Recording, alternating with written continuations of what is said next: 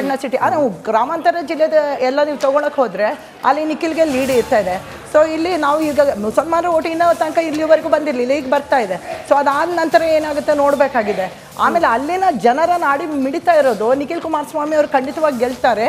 ಈ ಒಂದು ಏನು 20,000 21,000 ಮುಸಲ್ಮಾನರ ಮತ ಇದೆ, ಅದು ಬಹುಶಃ ಕಾಂಗ್ರೆಸ್ಗೆ ಹೋಗ್ಬೋದು ಅನ್ನೋದ್ರಲ್ಲಿ. ಅಭಿವೃದ್ಧಿ ಕೇಂದ್ರಗಳನ್ನು ಮಾಡೋದು, ಹಾಗೇನೆ ಬಸ್ ಸ್ಟ್ಯಾಂಡ್ ಒಂದು ಮಾಡ್ಬೇಕಂತಂದೇಳಿ. ಈಗ ತುಕಾರಾಮ್ ಸರ್ ಒಂದು ಜನಸಾಮಾನ್ಯರ ಮನುಷ್ಯ, ಅವ್ರು ಎಲ್ರಿಗೂ ಸಿಗ್ತಾರೆ ಅಂತ ನೀವು ಹಂಗೆ ಸಿಗ್ತೀರಾ ಅಥವಾ ನಾವು ಸಿಗ್ತೀವಿ. ಇವತ್ತು ನಮಗೆ ಪಕ್ಷ ಅದೇ ಆಧಾರದ ಮೇಲೆ ಅಲ್ವಾ ಟಿಕೆಟ್ ಕೊಟ್ಟಿರೋದು.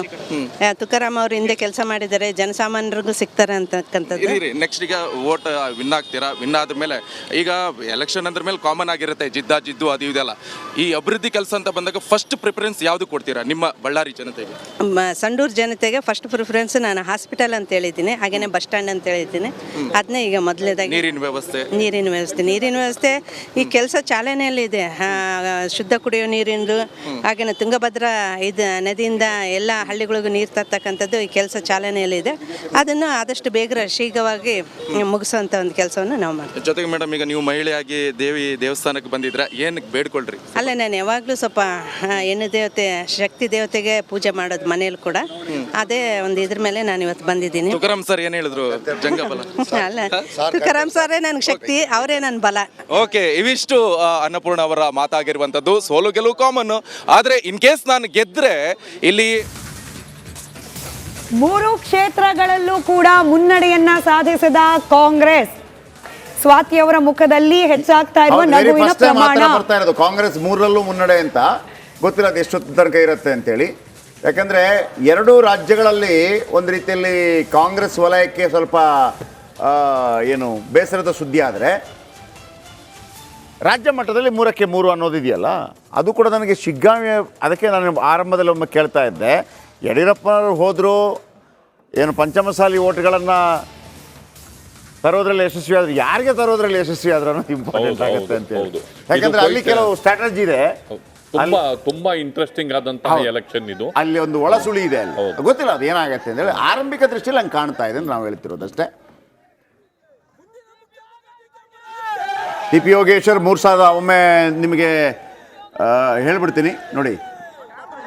ಯಾಸಿರ್ ಪಠಾಣ್ ಇದೀಗ 517 ಮತಗಳಿಂದ ಮುನ್ನಡೆಯಲ್ಲಿದ್ದಾರೆ. ಅನ್ನಪೂರ್ಣ ತುಕಾರಾಮ್ 1,108 ಮತಗಳಿಂದ ಮುನ್ನಡೆಯಲ್ಲಿದ್ದಾರೆ. ಸಿ ಪಿ ಯೋಗೇಶ್ವರ್ 3,969 ಮತಗಳಿಂದ ಮುನ್ನಡೆಯಲ್ಲಿದ್ದಾರೆ ಸದ್ಯದ ಮಟ್ಟಿಗೆ ಇಲ್ಲಿ ತನಕ.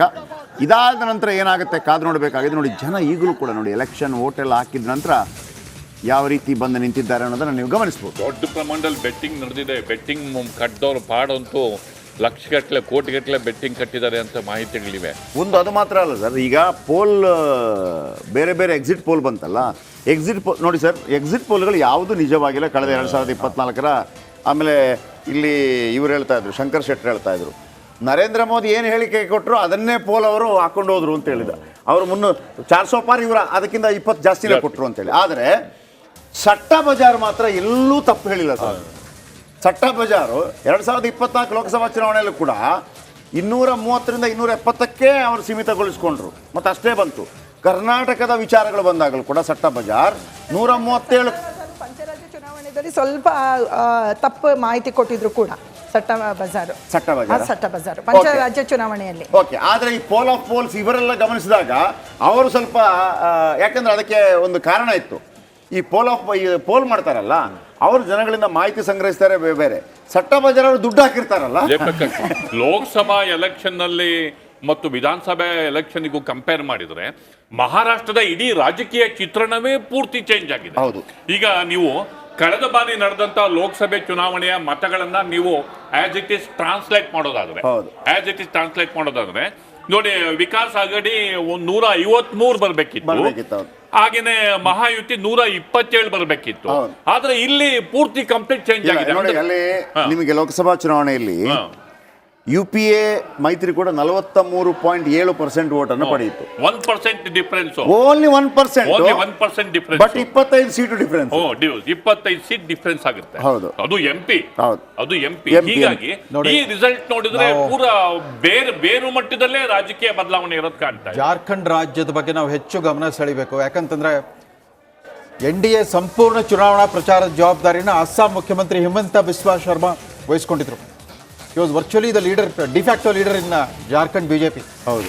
ಆ ಹಿಮಂತ ಬಿಸ್ವಾ ಶರ್ಮಾ ಯಾವ ರೀತಿ ಈಶಾನ್ಯ ಪ್ರಾಂತ್ಯಗಳಲ್ಲಿ BJP ಧ್ವಜ ಹಾರ್ತಿದ್ರು, ಅದೇ ರೀತಿ ಎಲ್ಲಿ ಯಾವುದೇ ರಾಜಕೀಯ ಜವಾಬ್ದಾರಿ ಕೊಡಲಿ, ಆಡಳಿತಾತ್ಮಕ ಜವಾಬ್ದಾರಿ ಕೊಡಲಿ, ಒಂದು ತಾರ್ಕಿಕ ಹಂತಕ್ಕೆ ಮುನ್ನೂಕು ತಗೊಂಡು ಅಭ್ಯಾಸ ಇದೆ. ಬಹುಶಃ ಅವ್ರಿಗೆ Congress training is basically Congress. ಹೌದು. ಒಬ್ಬ ಜರ್ನಲಿಸ್ಟು, ಒಬ್ಬ ಅರ್ಥಶಾಸ್ತ್ರಜ್ಞ, ಇಸ್ PhD. ಬಟ್ ಕಾಂಗ್ರೆಸ್ ಯಾವ್ದು ಯೂಸ್ ಮಾಡ್ಕೊಳ್ಳೇ ಇಲ್ಲ ಅವ್ರನ್ನ ಆ ಥರ.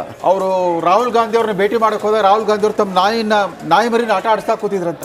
ನೀವು ಆಟ ಆಡಿಸ್ತೀರಿ, ನಾನು ಬರ್ತೀನಿ ಗುಡ್ ಬೈ ಅಂತ ಹೋದವರು ಅವ್ರು ಎಲ್ಲೆಲ್ಲೋ ಹೋಗ್ಬಿಟ್ರು. ಹಿಮಂತ ಬಿಸ್ವಾ ಶರ್ಮಾ ಥರ ಇನ್ನೊಂದು ರಾಜ್ಯಕ್ಕೆ ಹೋಗಿ ತನ್ನ ಪಕ್ಷವನ್ನು ಗೆಲ್ಲಿಸುವಂಥ ನಾಯಕ ಕರ್ನಾಟಕದಲ್ಲಿ ಒಬ್ಬರು ಇಲ್ಲ.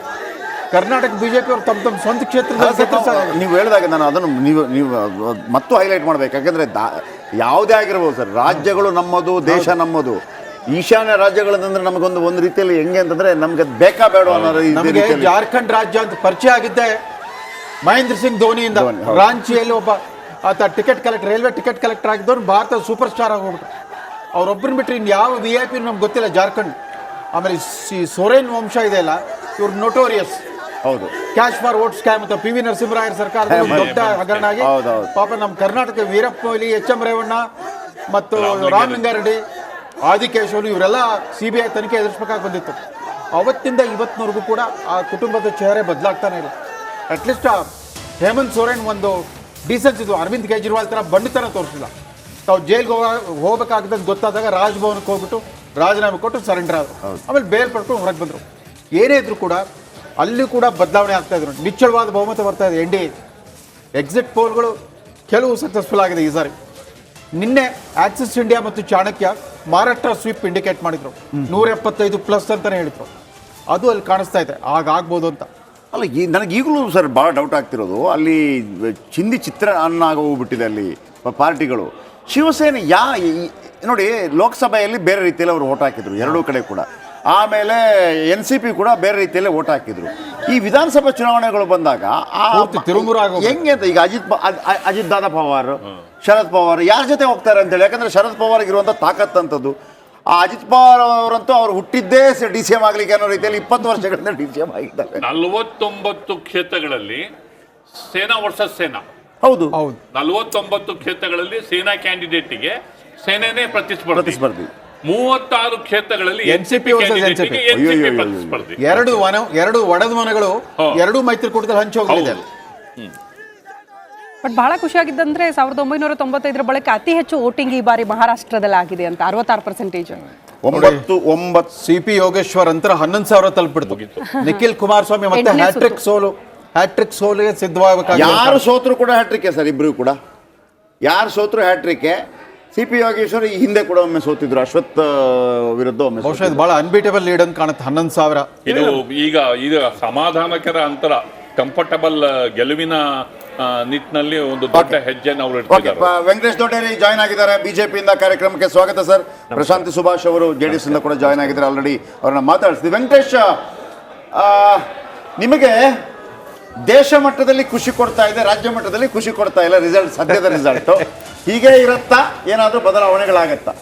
ನೋಡಿ, ರಾಷ್ಟ್ರ ಮಟ್ಟದಲ್ಲಿ ಮೊಟ್ಟಮೊದಲನೇದಾಗಿ ನಾನು ಮಹಾರಾಷ್ಟ್ರ ಮತ್ತು ಜಾರ್ಖಂಡ್ನ ನಮ್ಮ BJP ಕಾರ್ಯಕರ್ತರು, ನಾಯಕರು